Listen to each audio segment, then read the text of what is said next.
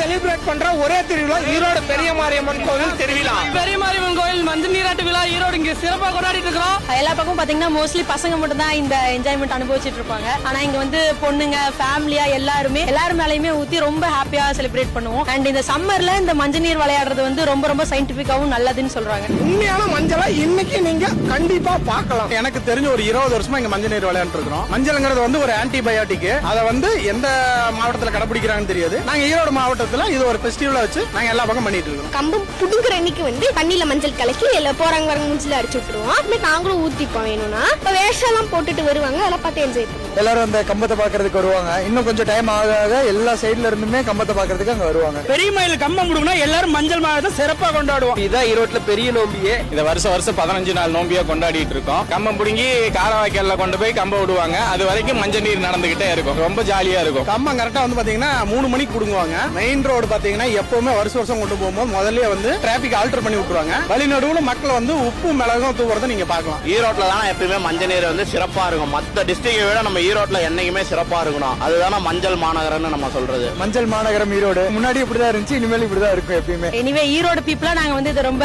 பெருமையா நினைக்கிறோம். அண்ட் ரொம்ப ரொம்ப இதை ஹாப்பி